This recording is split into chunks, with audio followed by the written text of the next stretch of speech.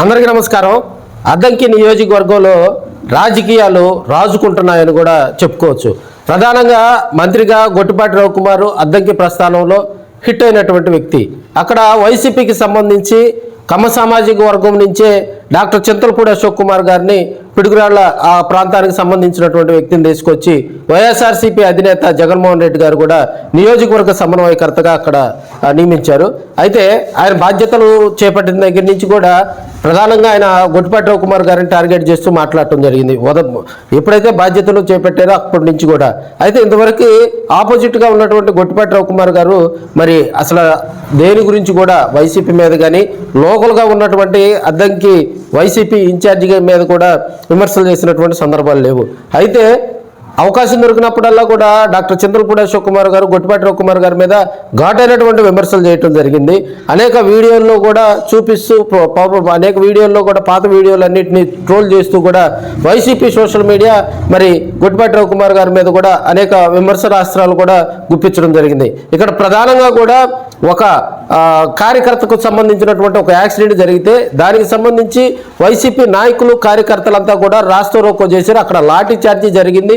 అదేవిధంగా మరి నిన్న జరిగినటువంటి 2 రోజుల క్రితం జరిగినటువంటి అక్కడ అద్దంకి కాన్స్టిట్యున్సీలో జరిగినటువంటి ఆ పోలీస్ వర్సెస్ వైసీపీ అక్కడ నడి రోడ్లో పోలీసులకు వ్యవహార శైలిని కూడా ఎండగట్టడంలో అశోక్ కుమార్ గారు ఆవేశంతో ఊగిపోయారని కూడా తెలియజేసుకోవచ్చు.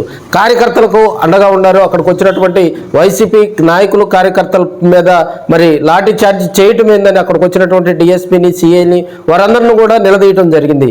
ఏదైనా ఒక క్యాడర్ని కాపాడాలి. ఒక లీడర్ అంటే క్యాడర్కి ఏ ఇబ్బంది వచ్చినా కూడా మరి వారికి దగ్గరగా ఉండి వారికి సంబంధించి అన్ని విషయాల్లో యాక్టివ్గా పాల్గొని వారికి న్యాయం చేసినప్పుడే లీడర్ అనేది మరి ప్రూవ్ అయింది. సో ఇప్పుడున్న పరిస్థితిలో అద్దంకిలో మరి గొట్టిపాటి రవికుమార్ గారు కూడా మరి అభివృద్ధి సంక్షేమంతో ముందుకు పోతున్న 2 జిల్లాలను కూడా శాసిస్తున్నారు.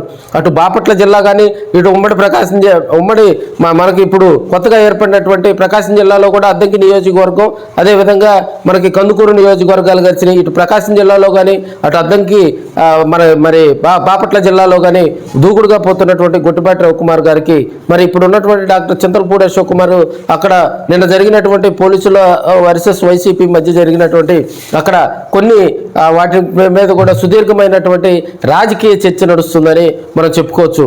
రాజకీయాల్లో ఎప్పుడు ఎవరికి ఏ స్థాయిలో స్టార్ దమ్ వస్తుంది అనేది కూడా ఎప్పుడు ఎవరు చెప్పలేనటువంటి పరిస్థితి. ఎందుకంటే రాజకీయాల్లో ఒక లీడర్ని ఆశీర్వదించాలంటే ఆ లీడరు ప్రజలతో ఉండాలా, ప్రజా సంక్షేమం కోసం పాటుపడాలా, కార్యకర్తలకు అండగా ఉండాలా, కార్యకర్తలకు ఏ ఇబ్బంది వచ్చినా ఏ టైంలో అయినా కూడా స్పందించాలా.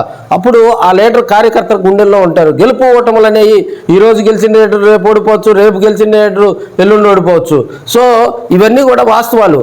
ఇప్పుడు ఉన్నటువంటి పరిస్థితుల్లో అద్దంకిలో వైసీపీ అటు కుర్చిపాటి మండలంలో కానీ, పంగులూరు మండలంలో కానీ, అద్దంకి మండలంలో కానీ, సంతమాగులూరు మండలంలో కానీ, బల్లికురం మండలంలో కానీ యాక్టివ్ చేసేందుకు మరి డాక్టర్ చింతలపూడి అశోక్ కుమార్ గారు మరి అక్కడ చురుగ్గా కూడా అనేక కార్యక్రమాలతోటి ప్రజల్లోకి వెళ్తున్నటువంటి పరిస్థితి. అదేవిధంగా మొదటి నుంచి కూడా లోకల్గా ఉన్నటువంటి మంత్రి గొట్టిపాటిని టార్గెట్ చేస్తూ తన స్థాయిని పెంచుకునే ప్రయత్నం చేయడంలో అశోక్ కుమార్ సక్సెస్ అవుతున్నారా లేదా అనేది కూడా అద్దంకి నియోజకవర్గంలో మరి చర్చ నడుస్తుంది. ఎందుకంటే అద్దంకి కాన్స్టిట్యున్సీలో మరి మహిళలు కూడా రాజకీయాల గురించి ప్రతి గ్రామంలో కూడా మాట్లాడుకునే పరిస్థితి. మిగతా నియోజకవర్గాలకి అద్దంకి నియోజకవర్గానికి కనుక మనం బేరీజ్ వేసుకుంటే చాలా కాన్ఫిడెన్షియల్గా కూడా అద్దంకి నియోజకవర్గం జరుగుతుంది. ఎందుకంటే గతంలో పెద్దాయన కరణం బలరామకృష్ణమూర్తి గారు ఉన్నప్పుడైతే అద్దంకిలో మరి రాజకీయాలు చీటికి మాటికి కూడా అక్కడ చిన్న చిన్న వాతావరణాల్లో ఘర్షణలు జరిగాయి. అప్పట్లో గొట్టిపాటి రవికుమార్ గారు మరి ఇటుపక్క పెద్దాయన కరణం బలరామకృష్ణమూర్తి గారు కుమారుడు కరణం వెంకటేష్ గారు కానీ ఏ చిన్న తిరణాల్లో కానీ ఏదైనా ఇబ్బందికర పరిస్థితులు వచ్చినప్పుడు అక్కడ క్యాడర్ కూడా మరి గందరగోళాలుగా మారేటువంటి పరిస్థితి. సో ఇప్పుడు అద్దంకి నియోజకవర్గంలో ఇప్పుడు ఉన్నటువంటి మంత్రిని టార్గెట్ చేయటం వల్ల మరి గొట్టిపాటి రవికుమార్ గారిని టార్గెట్ చేయటం వల్ల డాక్టర్ చింతలపూడి అశోక్ ప్లస్ అవుతుందా? రాబోయే రోజుల్లో అద్దంకి నియోజకవర్గంలో వైసీపీలో అతను హీరో అవుతాడా? అద్దంకి రాజకీయాలను శాసించే స్థాయికి ఎదుగుతాడా అనేది కూడా రాజకీయంగా చర్చ నడుస్తున్నటువంటి అంశం. అయితే అయితే అద్దంకి నియోజకవర్గంలో రోజుకొక మార్పులు జరుగుతున్న నేపథ్యంలో, ఎందుకంటే అద్దంకి కాన్స్టిట్యున్సీలో మొదటి నుంచి కూడా ప్రభుత్వంపై ముప్పేట దాడి చేస్తున్నటువంటి అశోక్ కుమార్కు సేమ్ కమ్యూనిటీ కాబట్టి రాబోయే రోజుల్లో కూడా ప్రజల నుంచి కొంత మరి చురుకైనటువంటి స్పందన లభిస్తుందని రాజకీయంగా చర్చ నడుస్తుంది. అయితే దీనిపై గొట్టిపాటి వర్గం కానీ అదేవిధంగా సీనియర్ లీడర్స్ తెలుగుదేశం పార్టీలో ఉన్నవారు కూడా ఇప్పటి వరకు వైసీపీపై విమర్శలు చేయకపోవటం మరి అక్కడ తీవ్రమైన చర్చ నడుస్తుందని మనం చెప్పుకోవచ్చు.